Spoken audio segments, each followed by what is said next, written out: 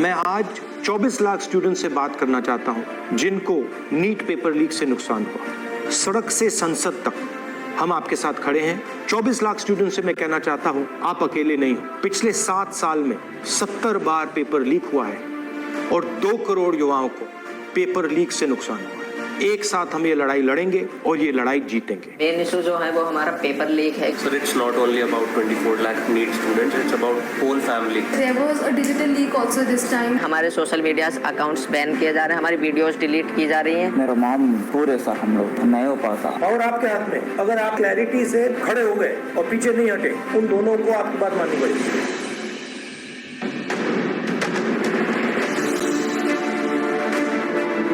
So we all have come here to talk about NEET exam. We all gave NEET 2024 exam.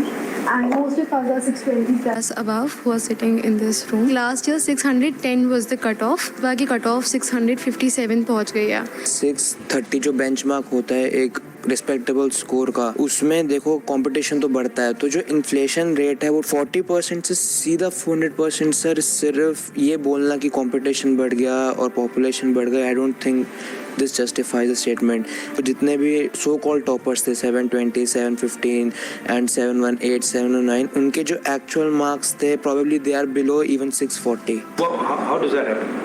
So maybe I feel that there are major 4 reasons. The first one is obviously paper leak.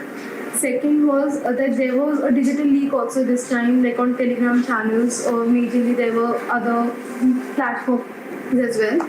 Third reason was that there were scams going on which were saying that you just have to leave the blank OMR and the people of the NTA, or maybe I don't know from which association, they will fill those OMR. Cheating is cheating. Yes. It's cheating, and the grace mark is the 4th point, which is not going to impact that much. Sir main issue जो है वो हमारा paper leak है, क्योंकि sir सबसे पहले अनुराग जो students था उसने ऑलरेडी स्टेटमेंट्स में कहा है कि एग्ज़ाम लीक हुआ है। सर एग्ज़ाम लीक हुआ है, उसने ऑलरेडी प्रूवन किया हुआ है। और हम शिक्षा मंत्री श्री धर्मेंद्र प्रधान जी से मिले थे, उन्होंने स्टार्टिंग में कहा था कि एनटीए में कोई ऐसा कुछ गड़बड़ी नहीं हुई है, और जहाँ पर 2 सेंटर्स पर ये चीज़ देखी गई है उनको हम अभी वहाँ पर जाँच की जाएगी। और हमने मांगे रखी थी कि रीनीट होना चाहिए और सीबीआई जांच होनी चाहिए, बट उन्होंने सीधा जो आंसर दिया था वो दिया था कि सब चीज़ हम सुप्रीम कोर्ट की मानेंगे, जो सुप्रीम कोर्ट फैसला करेगा वही माने। बट सर सुप्रीम कोर्ट ने डायरेक्ट जितने भी केसेस हम PIL डाल रहे हैं लोग इस चीज़ के ऊपर, डायरेक्ट जितने भी फैसले हैं वो सारे 8 जुलाई को दिए जाएंगे। बट उससे पहले स्टूडेंट्स पर इतना स्ट्रेस बढ़ रहा है, इतना प्रेशर पड़ रहा है। सर हमारे पेरेंट्स भी इस चीज़ से दुखी हैं कि बच्चा मतलब इतने मार्क्स ला रहा है कि वो एलिजिबल है हर साल के अकॉर्डिंग। बस मेन जो डिस्टर्बेंस हुई है इस एग्जाम में वो है एक तो पेपर लीक, और दूसरी जो स्टूडेंट्स जो एनटीए ने ग्रेस मार्क्स दिए वो तो एक छोटा सा उन्होंने ग्रेस मार्क्स दिए वो अपने पेपर लीक को छुपाने के लिए। सर इतने दिन से आपको पता है कि गर्मी कितनी है, कुछ लोग गर्मी से मर भी रहे हैं, लेकिन सर हम स्टूडेंट्स और हमारे पेरेंट्स रोड्स पर इतनी गर्मी में सर लड़ रहे हैं इंसाफ के लिए, लेकिन सर हमारे लिए कोई भी कार्रवाई नहीं कर रहे हैं, ना ही हमारे इंसाफ के लिए कोई कार्रवाई कर रहे हैं। क्योंकि सर हमारे सोशल मीडिया अकाउंट्स बैन किए जा रहे हैं, हमारी वीडियोस डिलीट की जा रही हैं। हम अपने लिए आवाज़ उठा रहे हैं, उनसे रिलेटेड जितने वीडियोस सर कोई भी गलत कंटेंट नहीं है, हम सिर्फ आवाज़ उठा रहे हैं अपने इंसाफ के लिए। उसमें सर हमारे जो सोशल मीडिया अकाउंट है या यूट्यूब अकाउंट है उनको डिलीट किया जा रहा है, बंद किया जा रहा है। 1 day of the whole year, तो वो हमारा दिन डिसाइड करेगा कि हम डॉक्टर बन रहे हैं कि नहीं। मेरा पापा नहीं है सर, डैड नहीं है, मर गया। तो मेरा मम्मी अकेली है सर। सर मैं 2 साल ड्रॉप लिया सर।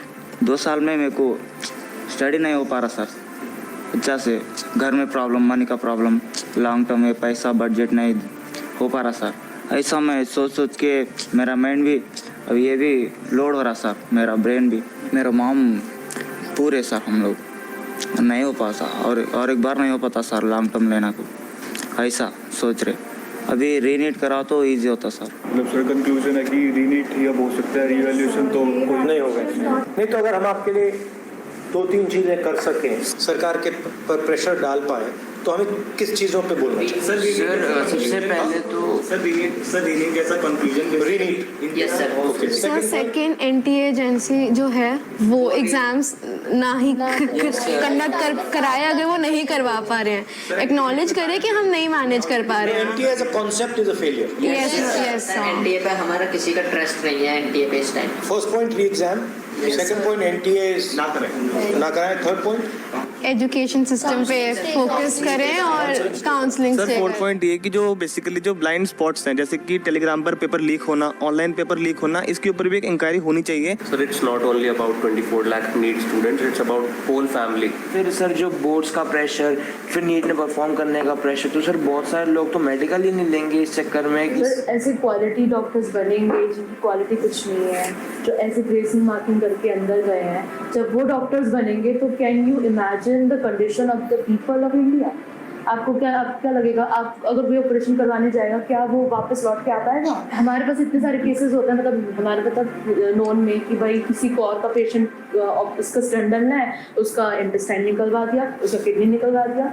सर ऐसे केसेस, ऐसी सिकनेस हैपनिंग इतनी बढ़ जाएंगी we can not imagine. Sir जो ये रीनीट का कॉन्सेप्ट है और जो ये रीनीट का कंक्लूजन है, ये बेसिकली दो ही बॉडीज हैं इंडिया में जो इसकी पावर रखती हैं। First of all supreme court, जिसमें हम अभी काफ़ी ज़्यादा डिपेंडेंसी शो कर रहे हैं, and the second ministry of education. Ministry of education ने यूजीसी नेट का एग्जाम भी कैंसिल किया और उसके अंदर लाइक 1 डे के अंदर उन्होंने एग्जाम कैंसिल कर दिया। एक्चुअली ये दोनों ने इसलिए किया है क्योंकि पॉलिटिकल प्रेशर है, यस क्योंकि आप लोग मतलब चुप नहीं बैठे हो। यस सर, वो दोनों इंस्टीट्यूशंस निर्णय जब लेंगे जब आप प्रेशर डालो। यस सर, अगर आपने ठीक से प्रेशर डाला और आप पीछे नहीं हटिए और अगर आप काफ़ी स्टूडेंट्स आ जाएंगे तो वो दोनों इंस्टीट्यूशंस इसको कैंसिल कर दें। पावर ना कोर्ट के हाथ में है ना मिनिस्ट्री के हाथ में है, पावर आपके हाथ में है। अगर आपने क्लैरिटी से खड़े हो गए और पीछे नहीं हटे, उन दोनों को आपकी बात माननी पड़ेगी। ठीक है, थैंक यू। आपका जो एस्पिरेशन है, आपका जो विजन है, इसी से देश का विजन बनेगा, इसी से देश की प्रगति होगी। अगर सरकार आपकी रक्षा नहीं कर सकती है तो ऑपोजिशन आपकी रक्षा करेगी। ये जो आपका मुद्दा है, इसको मैं पर्सनली संसद में आपके लिए उठाऊंगा और पूरा का पूरा दबाव हम सरकार पे डालेंगे। धन्यवाद।